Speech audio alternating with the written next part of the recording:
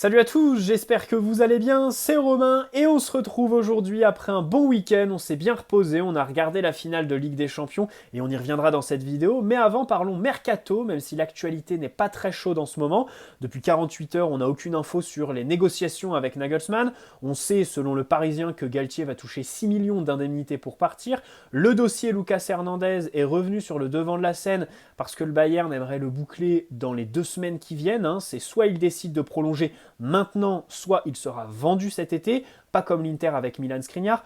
On le savait déjà, mais il y a une information qui est sortie aujourd'hui, comme quoi le PSG lui propose plus que ces 15 millions d'euros qu'il a actuellement au Bayern et lui propose aussi plus de durée de contrat que la prolongation proposée donc par Munich. Wilfried Zaha, c'est le nom qui est sorti dans les médias ce week-end et le sujet de cette vidéo. Mais avant, une pensée pour Sergio Rico. On a encore eu un communiqué de l'hôpital de Séville qui nous indique qu'il n'y a aucune évolution, rien à signaler. Il est toujours sous sédation. C'est compliqué. Toutes nos pensées pour lui. Et dans les médias, ça a commencé à parler d'un numéro 2 que le PSG rechercherait depuis ce fameux accident. C'est évidemment une évidence.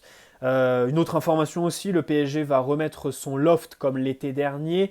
Quasiment tous les prêtés devraient y être, ne devraient pas rester dans leur club. Et les conditions du loft seront plus dures que l'année dernière. Des entraînements à l'écart du groupe, professionnel et à des horaires différentes pour pas qu'ils se croisent visiblement. Bon, on va voir si ça va porter ses fruits. L'année dernière, ça avait quand même été très mitigé, sachant que les 3 quarts, c'était des prêts qui du coup reviennent aujourd'hui, en plus des Solaire, Renato et Kitike qui visiblement sont sur le marché. Bon bref, passons au sujet de cette vidéo, qui est Wilfried Zaha, ailier, buteur, milieu offensif, polyvalent, un mot qu'on utilise beaucoup quand le PSG recrute des joueurs, mais à chaque fois qu'on l'utilise, le joueur, il s'avère que c'est un gros flop.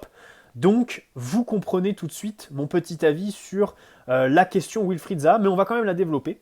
C'était une exclue Le Parisien, Benjamin Quarès qui a écrit l'article, c'est pas Dominique Sévérac, donc c'est plus fiable. Le PSG l'aurait contacté, c'est une opportunité de marché selon les dirigeants parisiens. Campos le suit depuis longtemps et pense qu'il apporterait, disons, l'explosivité, le punch qui a manqué au PSG cette saison et sur les autres saisons auparavant encore. Fabrizio Romano a confirmé, le PSG là dans sa liste avec Marcus Thuram, et une décision devrait être prise cette semaine. Donc normalement, là ce week-end c'était calme parce que c'était finale de Ligue des Champions, forcément le regard des médias était braqué sur Istanbul et ce qui s'est passé là-bas, l'entrée de Romelu Lukaku, la sortie de Kevin De Bruyne, bref. Donc là le mercato va un peu reprendre, surtout qu'il a ouvert ses portes samedi si je dis pas de bêtises.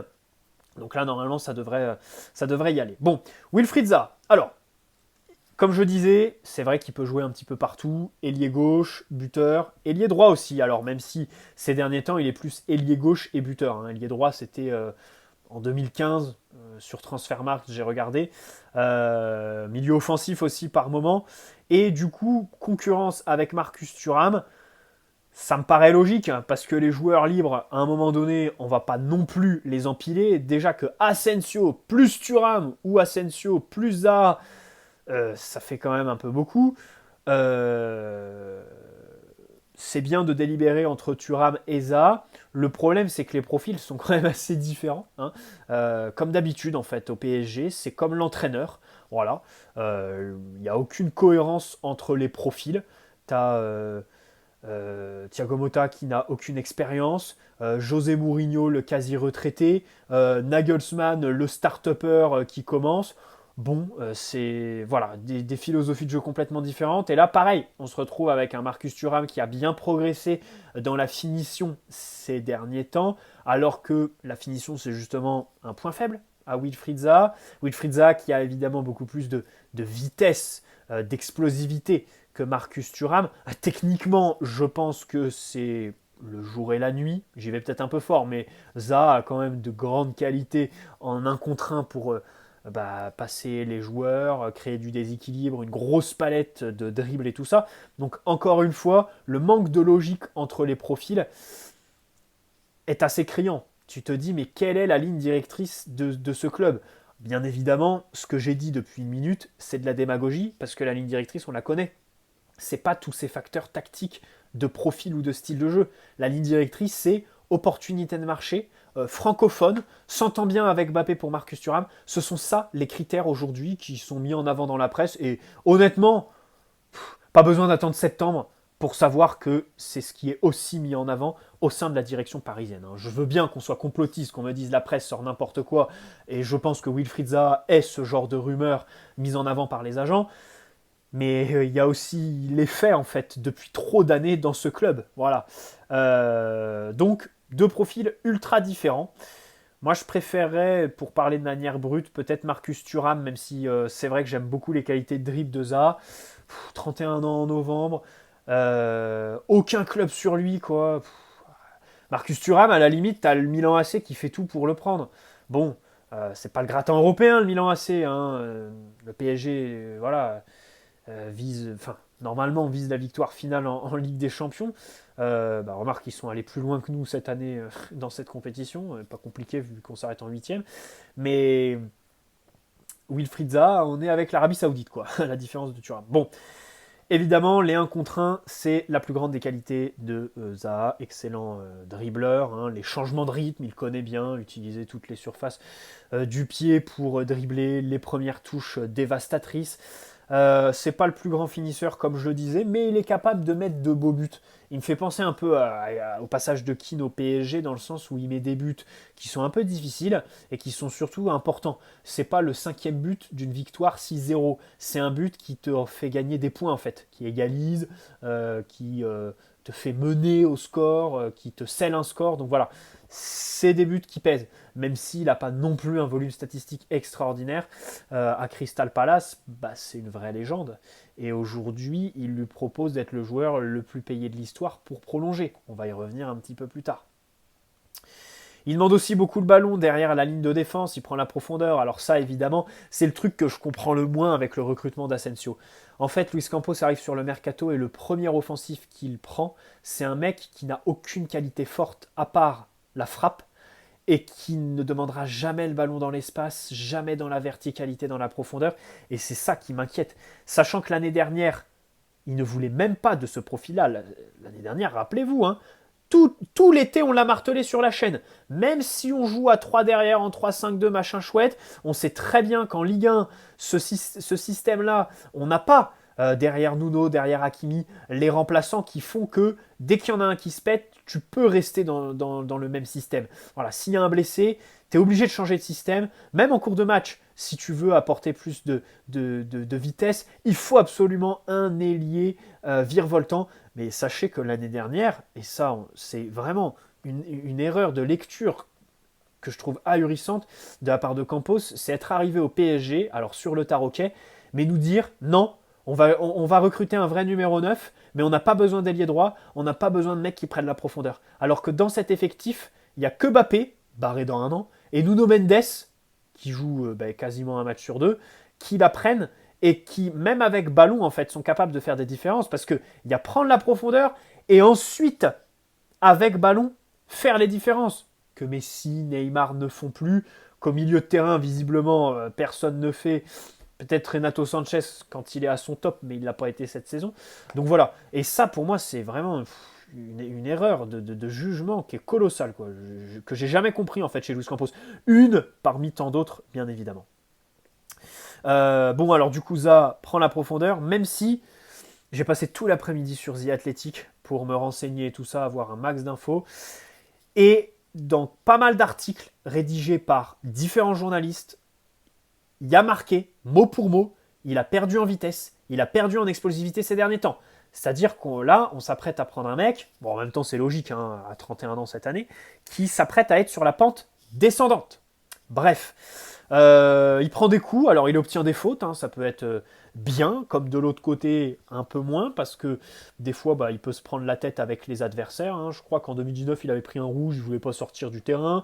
Quand il rentre au vestiaire à un autre moment, il s'engueule un peu avec les entraîneurs. Un peu comme Neymar, quoi. Voilà, un peu comme Neymar. Alors ce sont des artistes hein, qui sont capables de faire des choses qu'aucun autre joueur fait, on est d'accord, qui sont capables de faire gagner des matchs.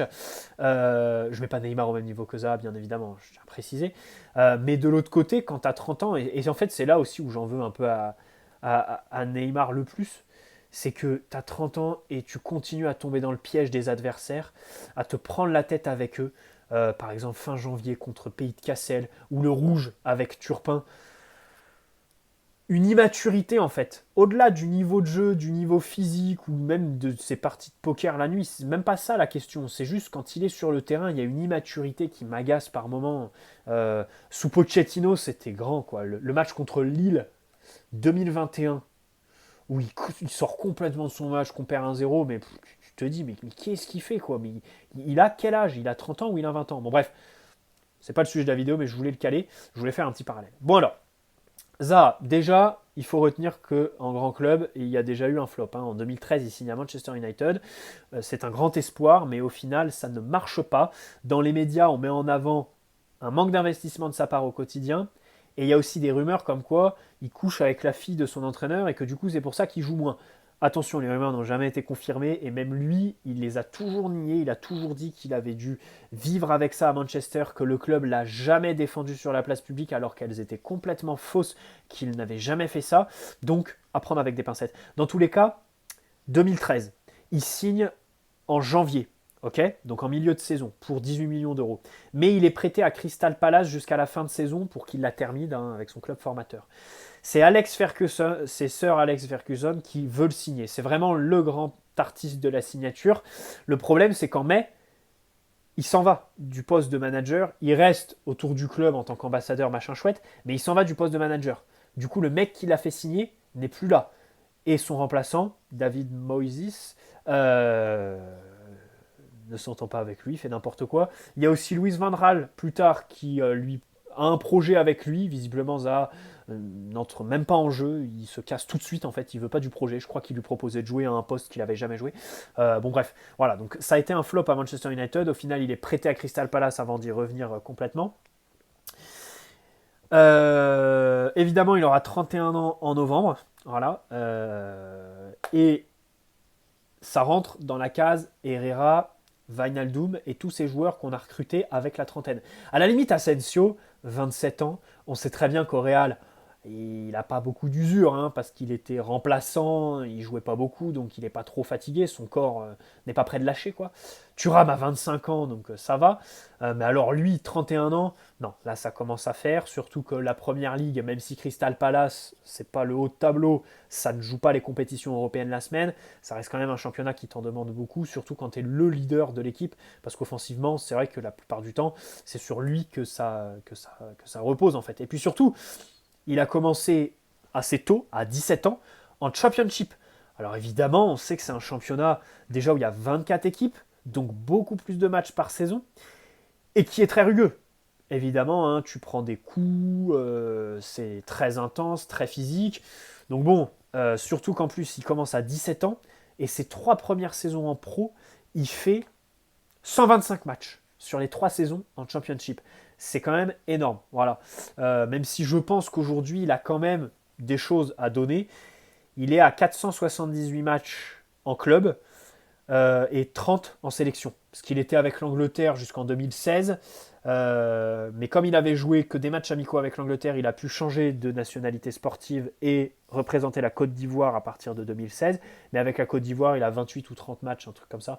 Donc c'est pas beaucoup. C'est pas, voilà. Et en fait, je voulais faire le parallèle avec Wijnaldum qui a le même âge quand il signe chez nous en 2021. Même s'il y a des différences entre les deux, bien évidemment.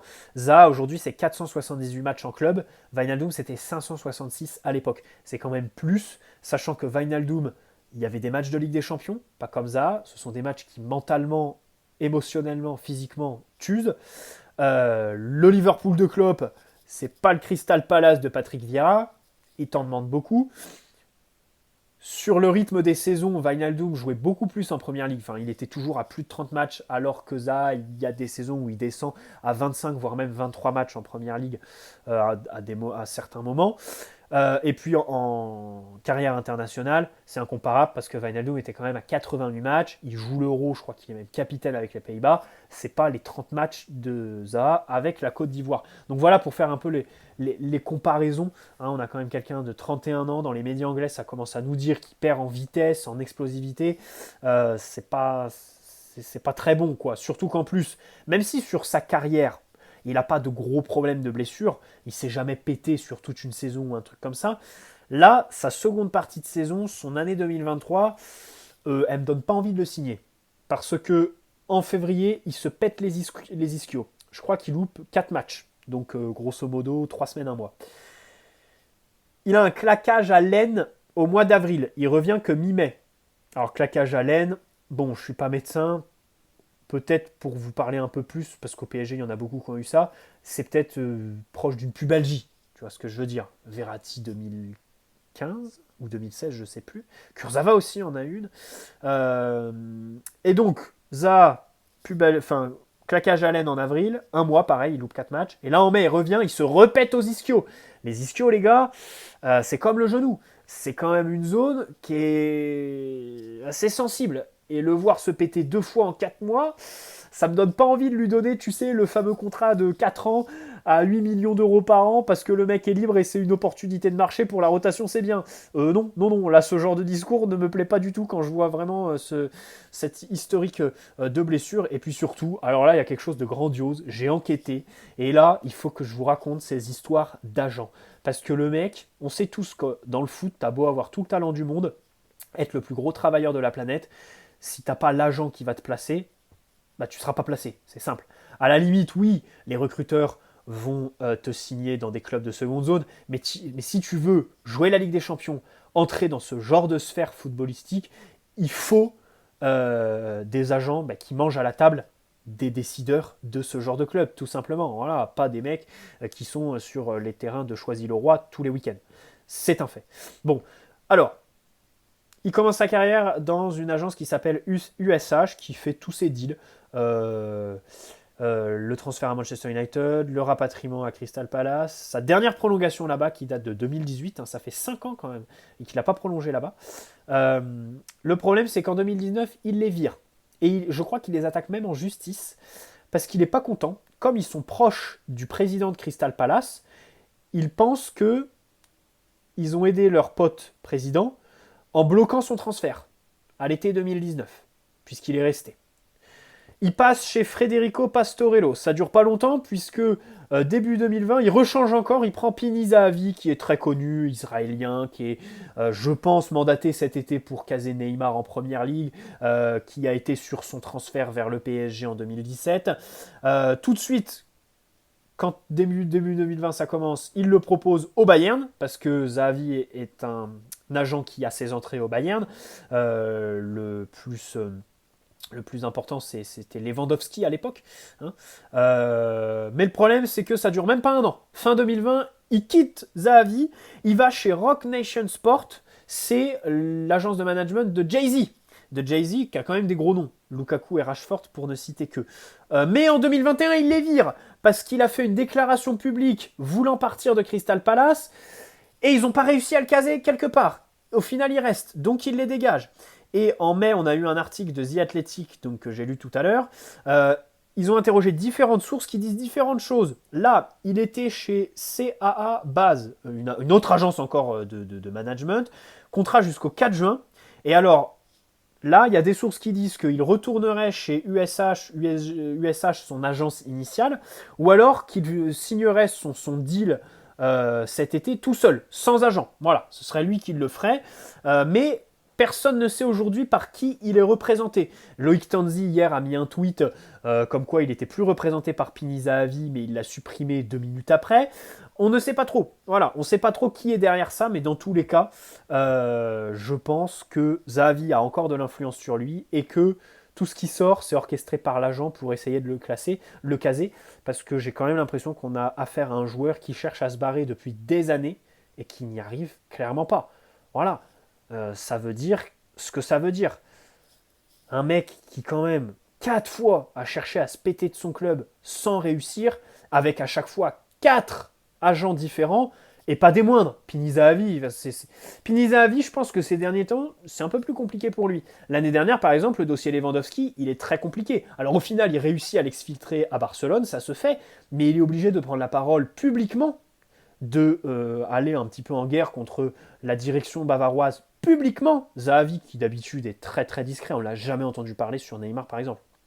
alors que ça a été son agent, même si je crois qu'aujourd'hui ça ne l'est plus. Donc voilà, pour vous montrer un petit peu, peut-être que Zahavi ces derniers temps peine un peu, mais dans tous les cas en 2020, il était au sommet de son art, voilà, quand il a pris Zaha,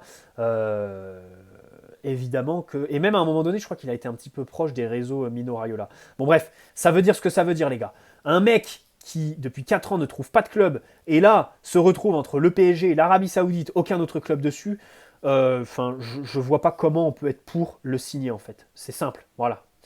Euh,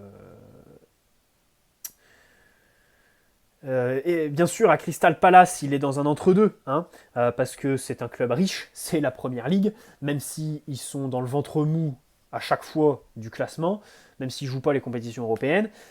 Aujourd'hui, il touche, il faut savoir, 7 millions d'euros par an. Et là, il lui propose un contrat de 3 ans à 10 millions par an. Voilà. Lui en voudrait 4 années. Il veut 4 ans. Autant vous dire qu'au PSG, c'est mort. 31 ans.